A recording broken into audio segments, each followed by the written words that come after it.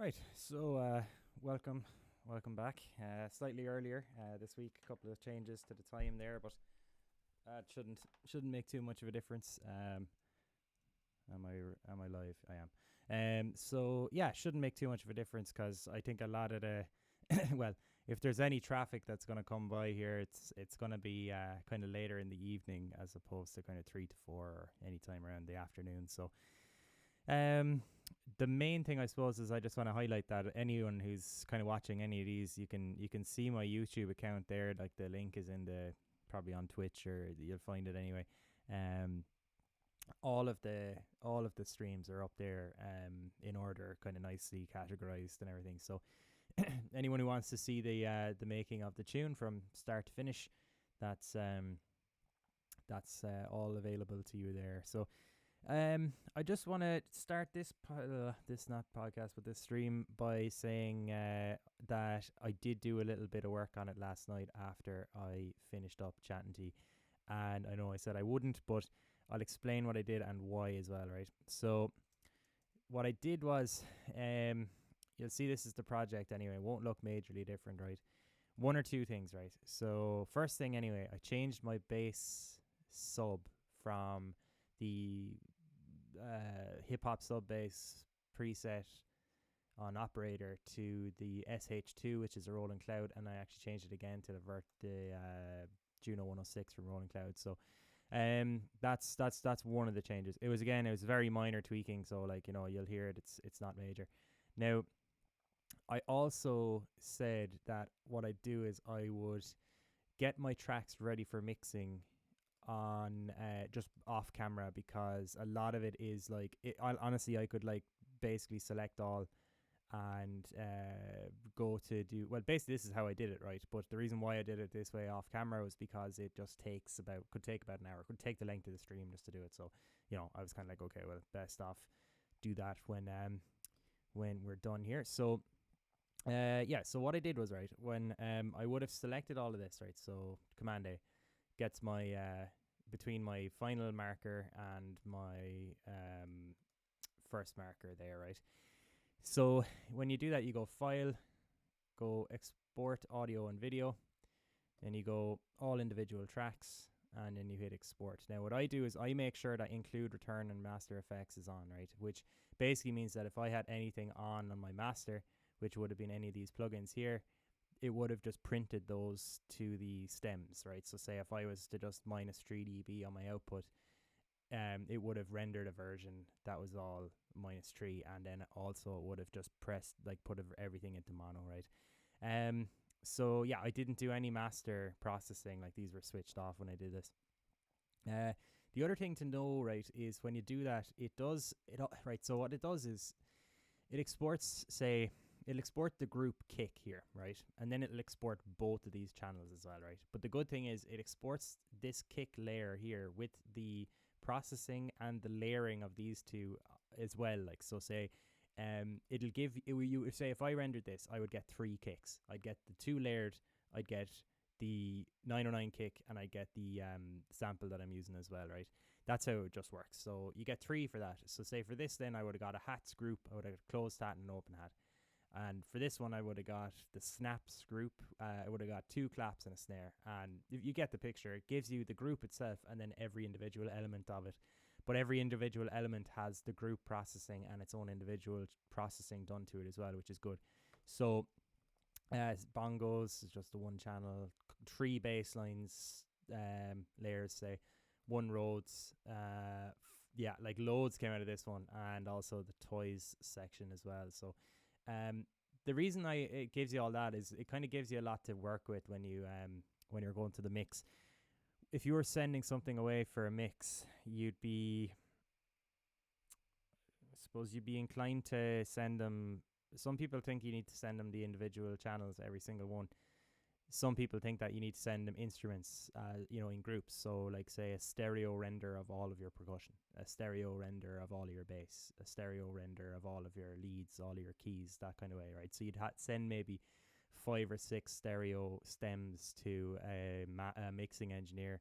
They'd do a mix on it, and then if they needed any more, Sorry, I'm just going to check my OBS there. Yeah, if they needed any more, they would ask you for that individual element. So say if you sent your stereo render and they're like, oh yeah, look, the hi-hat's too loud in it, can you send it back? Can you just send us the full kit minus the hi-hat and then just the hi-hat on its own, and they'll get their own blend, you know? So it gives it gives a fair bit of, like, a lot of people can work with that, you know, like a lot of those engineers will work with, say, just the drum render, and even if it is like a bouncy hi-hat or something that's too much, they'll be able to fix that, you know. Mostly multiband compression, dynamic EQ, that's kind of the two main factors of the technical aspect of mastering anyway, in my opinion, or experience. But yeah, so anyway, what I did was I did that, right? Did that render. What that gives you is now it asks you where you want to bounce them. I said I put them into this. So this is everything that came from the track itself there, right? All of the groups, all the individual elements. That's it, right? Now I opened that in, or well, I opened the blank Ableton project and then I dropped them in, right? Now I'll just open the project itself there. Don't save, that's fine. Just gonna check my stream 1 sec while that's going. Yep, sounds all right. So basically now what we have here is we have all of the elements that I want, right? So say what I would do here is I'll just show you here, just for to be comprehensive with it. So I'm just grouping this. This is the group I actually want, right? Now what I would have done is I would have gone to this folder here, double click, Command A, drag it here, hold in. Oh, you lost video. You'll have to just watch the screen. Drag that here, press the Command key, and then it creates a new audio channel for every one of those, right? Now that gives me a load of tracks that I don't want there, because I don't want all of the groups. So what I did is I dropped them all in there anyway, right? And then if I wonder if can I actually, yeah. So I'm gonna ungroup these. So what I did is I went through the channels. Let me just bring back vision. So I went through all these channels, and the ones I wanted I kept and I color coded. So I color coded them kind of with their element in mind. So I have all the percussion is green, bass is kind of that pink, yellow is all my keys, and all my toys are my pink is here as well, you know. So the coloring is just for visual aid, that's it. So what I'll do is I'm gonna just listen back to what we have here now in the stems, and come back and we'll have a little chat before we actually get into any technical stuff.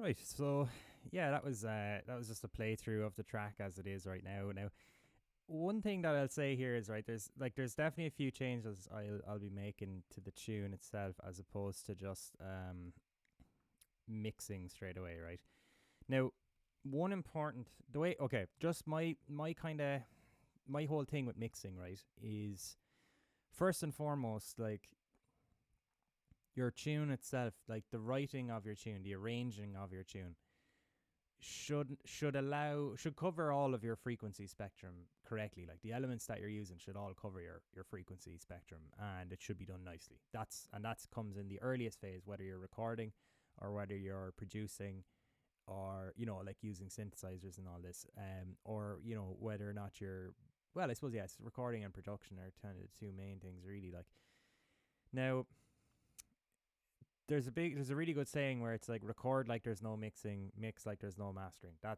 These are really good tips, and I think the tips, they exist because now a lot of people will be like, fixing something in the mix, i.e. you're recording it half-arsed and then basically saying to yourself, I'll fix that later. That's one of those things that most errors in recording or production can be fixed in mixing, unless it's like catastrophic, like, unless it's like a blatant, totally wrong thing. But like, I mean, here's a good example, right? Most people will say like your kick and your bass shouldn't get in the way of each other, right? Because they're in the same frequency spectrum, right? So like if you're playing in a band, like a good drummer is gonna, the drummer's gonna, it's his job to keep the pattern, or the rhythm, and his pattern that he decides to play determines the overall energy of the track, in my opinion, right? Now, say if you have a bass player who's like, okay, I want to, the bass player is like, okay, I need to harmonize. I need to obviously get the harmony, the root notes across, and whatever kind of sub harmony you can do in that situation or suits that genre or whatever, right? So his job is to play accompaniment to the harmony, to the chords, all that kind of stuff, but also to complement what's going on in the rhythm section as well, right? So a good bass player will kind of be like, right, conscious of the fact that like the drummer is very much doing this kind of pattern. How can I make that better? How can I make it kind of more energetic or less energetic, or whatever? There's a number of things that would be going on in the bass player's head in that situation, right? Now, just to clarify that, then the point I'm making is, say if your kick from your drummer and your bass player, they're getting in the way of each other, one of them's playing late or something like that, or there's some kind of weird arrangement going on. You can do things like side chaining your bass to your kick, right? Now what that does is every time the kick hits, it ducks the volume of the bass. So that's like a very typical thing that you would do in electronic music as well, right? But the overall kind of use for that initially would have been to correct some kind of an issue that the bass player and the kick were, causing in the low end, right? It's a correctional tool. That's what I'd look at it as. But it can be used in a creative fashion as well, right? But if you have a bass player who doesn't need to be sidechained, that means that they have, quite well complemented the kick groove or rhythm that's going on there, right? So, again, badly played bass and kick can be fixed with mixing techniques, right? So, I'm not saying that like fixing it in the mix is like an okay thing to do and a mindset to have, but I am kind of saying that there is tools here that exist for a long time that can be used to fix those kind of things. But now, I know I'm doing a lot of talking here, but my main point here, right, is that when I print everything to audio, so a lot of these were all like, that kick was like half a MIDI VST plugin and half of an audio sample. These snare, all of that stuff that came from the 808s and 909s, that was all plugins. So is this. There's literally no recording in here at all, like that wasn't done via resampling, like. So a lot of this was all printed to audio in what we've just done here, and that's where you turn a MIDI audio channel into an VST plugin channel into like an audio channel then. So what I'd say is that getting it into that is a good idea. It definitely makes everything quite visual. Not that it isn't as MIDI, like, don't get me wrong, but I think it's a lot more like, okay, I want to get rid of that, just select and delete, you know what I mean? So before we go to mix this, we're going to pay close attention to our arrangement here, and anything that gets in the way of it, we're in the way is going to be taken out, right? And that's pre any EQing, any compression, any gating, not that there will be any, I'd say, or any other kind of a processing that you would associate with mixing. We're going to just ignore that for a second, right? It's all coming down to where each sound comes in and what else is going on at that exact moment, right? So the things that usually get in the way here are hats and stuff. And I said this before, where it's like, think of it as a drummer. If your drums sound messy, it's because you've done something that a drummer can't do in real life, and that tends to be just overplaying, which is like playing too many elements at one time and all this kind of thing, right? So that's what we're going to look at first. So I'm going to just select all our drums here, and I'm going to pop on my headphones. Okay, and we're just going to press play here. Now I'm going to actually dip the master here.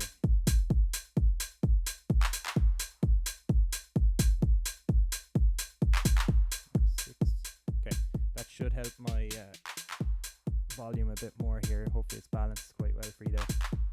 So as we listen to the drums here, we know there's, it's straightforward enough as it is right now.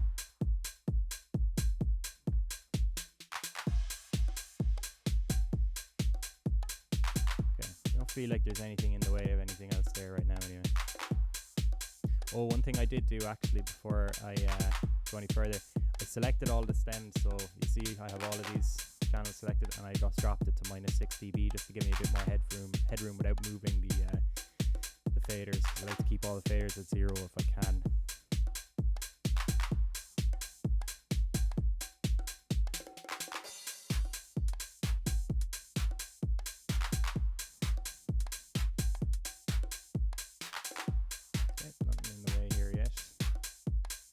Find that we don't find any of the drums are in the way of each other, but some elements that might be giving drums a bit of trouble and could drop in all this sudden bongos.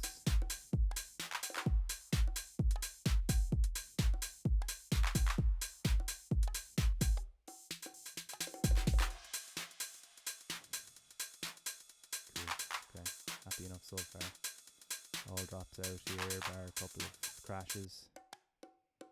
Bongo. Kick comes in, brings us back in, and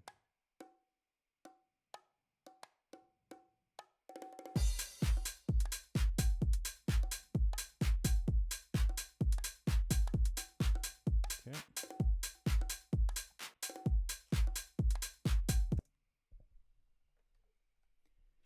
Now straight away I noticed something up here. Our kick waveform. What's going on? So it looks like our waveform has betrayed us, or I mean our rendering. So it looks like our 909 kick is just not present here at all after that section. So what I'm going to do is I'm just going to copy this in.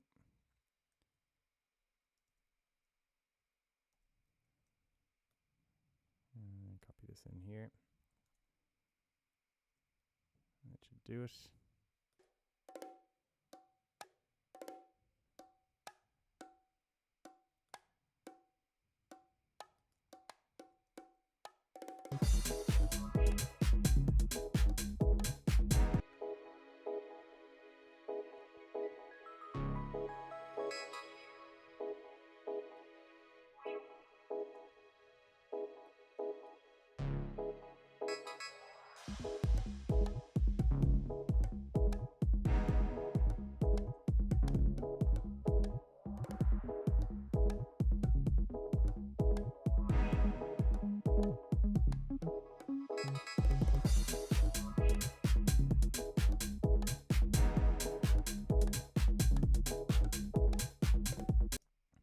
Now,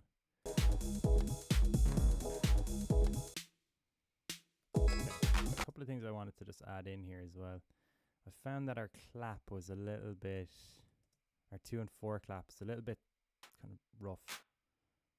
Yeah, it's not that nice a sound. So what I might do is, I'm like thinking at this point, again, like there's no hard and fast rules. I would not say that I'm totally at the mixing stage yet. I'm still in the arrangement, and the arrangement, you can make sonic choices here as well. Like you might find that I contradict myself a little bit. I try not to, but one thing I do emphasize is there's rules and they're made to be broken as well. Like, so that's a huge thing. So our clap here, right? I'm going to insert, I'm not going to do any of that. I'm going to select this, the actual audio clip itself. I'm going to go to convert drums to new MIDI track. So this is quite handy. What it does is it takes the transients and converts them to MIDI notes. Now it could put it as like I don't know what, like a cowbell or something here now. So we might have to change it. But what I'm going to do is I'm going to drop in these cool samples that I got from Fred Everything's Loopmasters sample pack, and we're just going to dress it up a little bit. So the clap there is grand, and it's fine in the mix, but it's a little bit kind of, I don't know, fake sounding. So what I'm going to do is I'm going to go to what have we got here now. So we have drums to MIDI. Decided to convert it a little bit more than I wanted there, but it looks things. Let's just have a listen.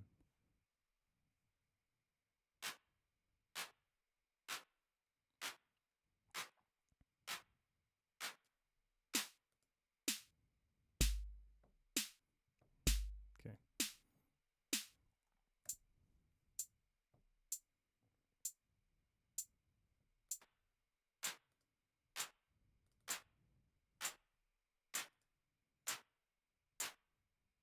So I'm going to turn on the hot swap thing.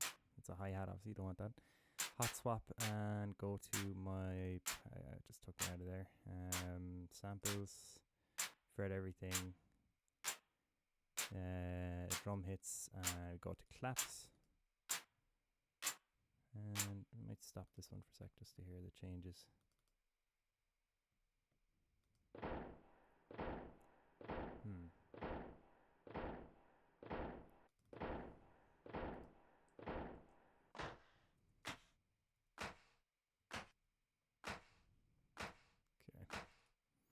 Not quite what I want.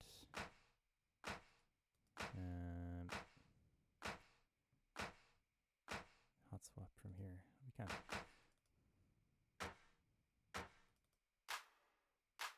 It's kind of nice.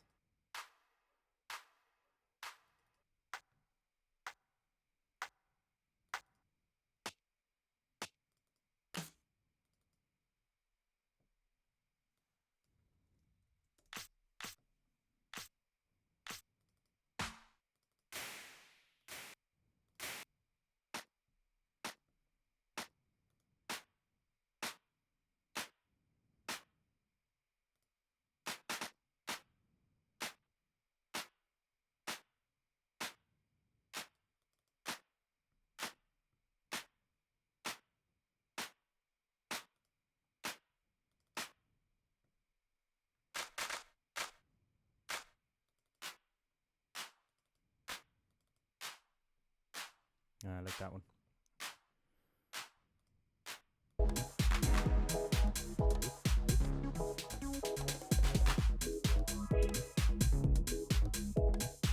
Yeah, builds up nicely. Cool. Thanks, Fred. Now let's go to the next thing. So take off our loop.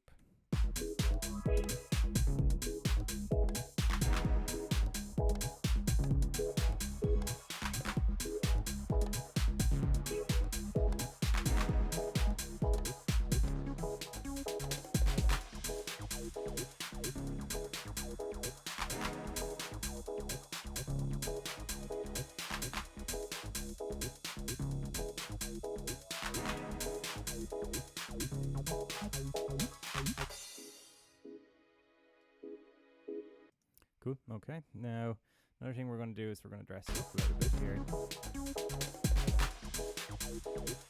So impacts and stuff there. Like we've made our own kind of impacts there, like with a bit of white noise symbol and stuff like that. Just going to go to my, see what we have for sound effects. Obviously, whoa, slightly too loud. Would be a good one. Yeah, might insert MIDI, make it a instruments sampler, and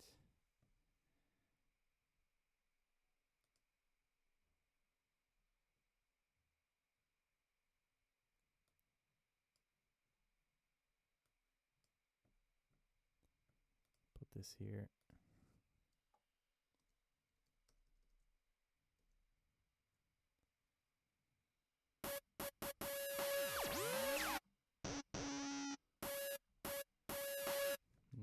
quite what we're after.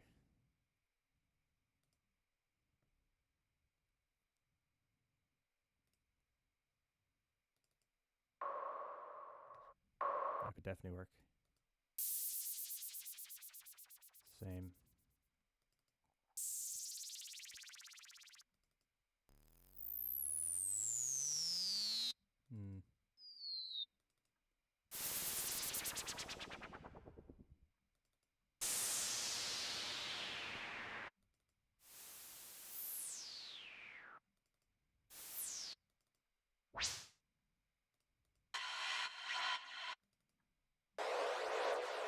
Cool. I think we have enough noise in there, so that was good. I like that one. So what I'll do is I'll just put this in one of these.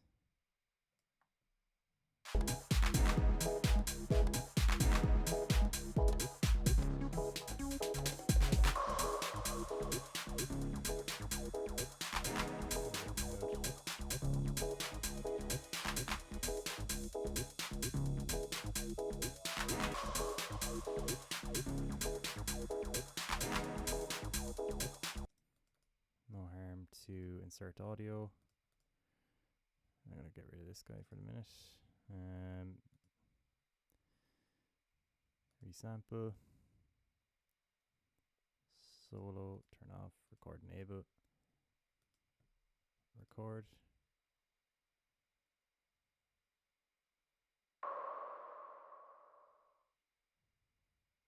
Cool. Go down into this. Select from here. Command J is consolidate. Put that here now. Go into it, reverse it, delete that, and it should be a bit cleaner now.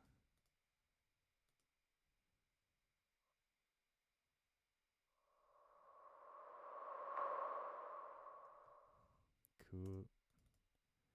Let's turn up our attack there a little bit.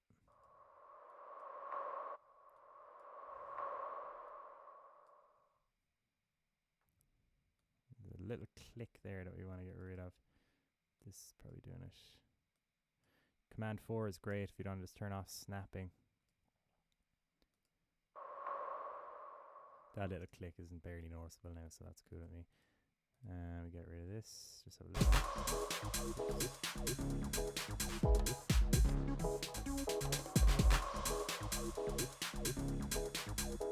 Cool. Okay. Now this is going to be an additional toys section here. And I'm going to probably throw all these through the reverb send in a while. And what I'll do is I'll just go through this, find our kicks, moments where kicks drop in and all that. Make this tinier. Don't know what it's doing there. So let's see. Turn our snapping back on.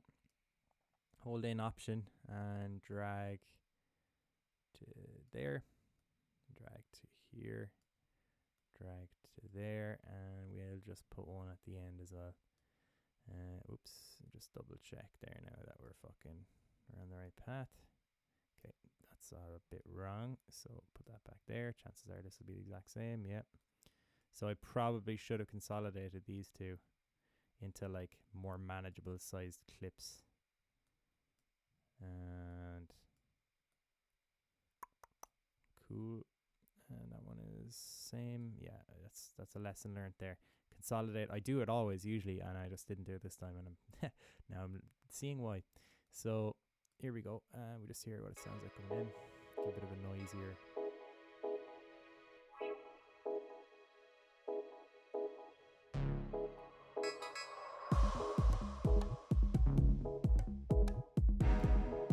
Bit of reverb there, not the delay.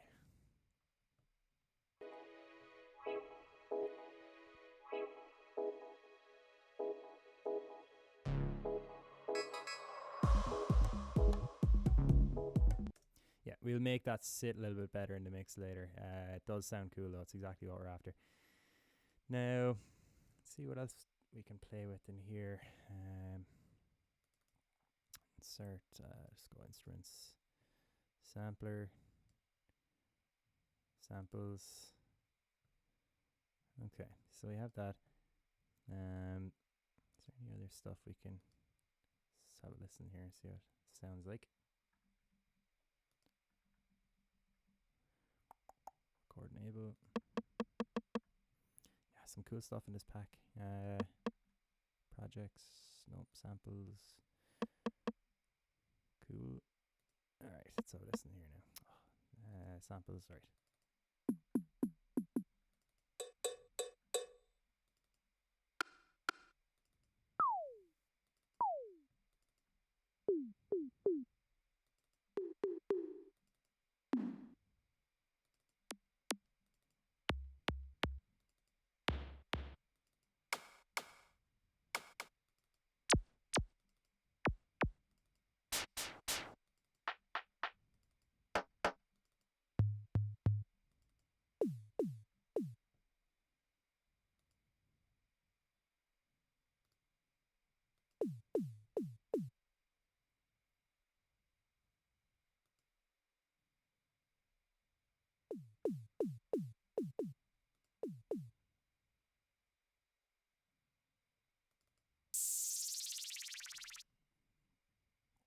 So what I might do is just actually duplicate this track here and drop this sample in here. Kind of want that to be the same thing.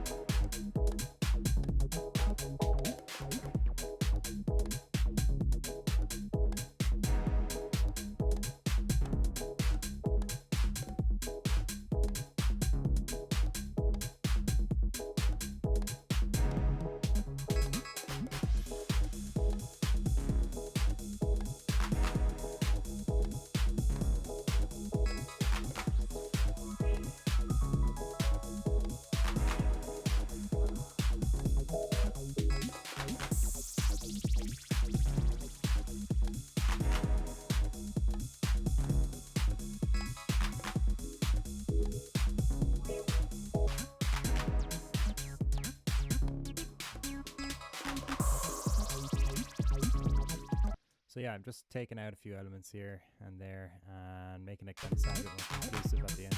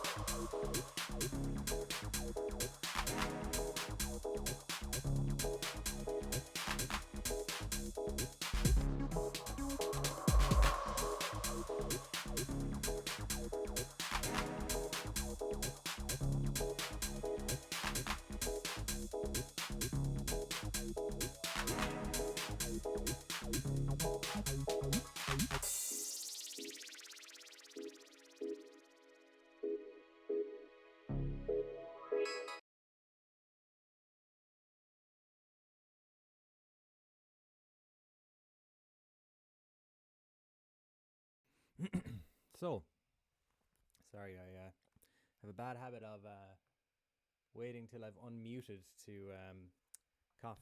But yeah, so basically, right, just to go across some stuff we were doing there. Um, oh man, yeah, I just got a text from my buddy Eric, Mr. Zatada Music. He's absolutely, that fella should be teaching how to, like, he should be teaching me how to make tunes. This guy's a freak. But yeah, for some reason he's given out that, well, it's an obvious reason, but basically he's given out that my chat doesn't reply, my chat replies don't come up, which is weird. I'm on the iPad here right next to it. My chat room is empty. I don't know. I don't get it. But yeah, hopefully someday I'll get around to sorting that out. But more importantly, hopefully I'll get Mr. Zatada to give me one of his beats so I can make tunes as well, collaboration, because they're sick, absolutely ridiculous. But yeah, right now I've been just kind of going through the final steps. So as you can see here, everything got printed to audio. A couple of MIDI channels got dropped in there as samplers. So what we would have done today, I suppose that's kind of interesting, would have been selecting clip, convert drums to new MIDI track. That gives you that basically gives you the transients in MIDI. Now it's not perfect, so as you probably heard there, but it's pretty decent. Needs a little bit of tweaking. Other than that, what we did was we dropped in a couple of these kind of impact effects just to mark the end of phrases and stuff. They were from the Fred Everything Loopmasters sample pack, and basically they're now in here. Now they all have to be kind of made sit a little bit better, but overall it should give the kind of finishing touches we want to our tune here, like the kind of stuff that, like, the icing on the cake kind of stuff. So not the kind of thing you want to be doing early in your production, but the kind of stuff that when it comes to the end, it's like, right, throw all this shit at it now, and it should hopefully work. But yeah, so I did go in and do a few bits of chopping here on the arrangement. Nothing major, like no sections totally swapped around or nothing. But yeah, just a few bits and bobs. As you can see, like, these were all solid audio channels, like audio tracks here, the clips. Now they're all kind of split a little bit, a few chops. Throwing the open hat, or deleting the open hat, throwing in the closed hat instead of it. Just different things to help with the energy throughout the track, because you don't want it to be too energetic and go nowhere, but you don't want it to be too boring for too long either. But then again, bearing in mind that, like, most DJ orientated music like house have like kind of minute and a half intros, and that being the case, it wouldn't be totally uncommon to have 30 seconds of just kick hi-hat. So yeah, I think we're getting there. Was hoping to maybe have it done by this week, but to be honest, this part of the process is probably going to be very beneficial to anyone who watches anyway, with the kind of, I suppose, making it kind of stand out a bit clearer, do some real basic stuff like ending phrases and that. But again, every step of the process is important, but also every step is, I always say it, there's no hard and fast rules, like, if you go to the bouncier track and you're in the mixing process and you're like, oh Jesus, why did I not throw in the hi-hats here or something, it's absolutely still time to fix, and that's the benefit of working in a DAW as well. There's no kind of restrictions like you would have with analog gear or tape or anything like that, where you've kind of committed to it. Now you have to kind of just see it out. The splicing on this is obviously quite a bit easier than it would be on a real piece of tape and recording. So I think what I'm going to do is I'm going to render a version of this, and I'm going to listen to it in the car, and then I'm going to just drop it on different pairs of headphones, and I have a couple of different pairs of speakers here as well. Just want to hear what it sounds like on everything and make a few adjustments to that. I probably will do the like, I'll listen to it obviously off stream, like, because there's no point in just listening to it while everyone else is just sitting here as well. So what I'm going to do is I'll do that, come to my own conclusions, and then maybe next Monday then what we'll do is we'll get into the actual mixing off the track as well, which is the more technical side with the compression, EQ, gates, different things like that. But honestly, I don't think it's going to need a whole lot of that at this point. It sounds pretty clean, like, so anything else it'll be nearly more additive than anything else, but I'm sure there's elements there.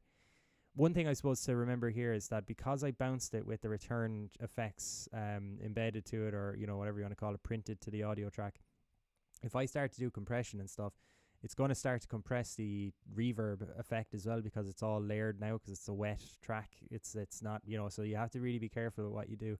You don't want to compress your track and it'd be like, oh yeah, this is nice, and then all your reverbs are just in your face then, when they were carefully leveled off in the first place. So yeah, loads of different things that we need to look at or bear in mind, I guess, when we're doing the mix. But at this point now, as I said, we're kind of still just perfecting our arrangement. We've concluded our arrangement. It's there. It's all in front of us. But it's just fine-tuning it now when it's all been printed to audio. And then, as I said, next time is the technical side to mixing. Once we've done that, I won't be doing the master myself. Now, I'll send it off to be mastered. Now, what I'm going to do, though, just to keep it interesting here, is I'm going to do a master on it as well anyway, and I'll do my own master, and it's going to be a Mickey Mouse job though. Like, it's not going to be anything technical or professional.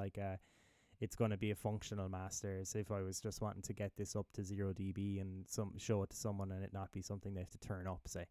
So yeah, that's kind of the idea here, is to get that much done. And what I'll do is I'll compare my pre-master with our master and with my master, and then when I get the mastering engineer to finish off this track, I'll get him to send it back. We'll A, B, C all three of them, so we'll have pre-master, master, and then professionally mastered. And I think that could be an interesting comparison and give a bit of insight to people who are kind of have a bit of mystery about the old mastering.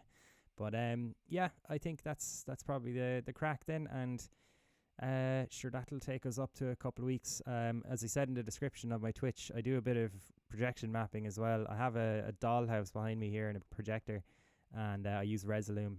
What I'm going to do is I'm going to try and get that set up so you can actually see my screen, see me, and then see the projector being, the dollhouse being mapped with the projector all at the same time. Now, I'm in no way like a professional visual operator or technician, but I do love it. It's a bit of crack, so could be fun to join in and see. But yeah, for now anyway, thanks very much for joining, and I'll see y'all not tomorrow. I'll see y'all on Monday at 3 o'clock hopefully. Otherwise I'll post a few things on the social media about alternative times and that, but I'm trying to keep it to the 3 to 4 Monday to Thursday. Hopefully that stays the way it is, but apologies again for the change. As I said though, this will all be up on YouTube anyway, so yeah, best of luck and see you on Monday.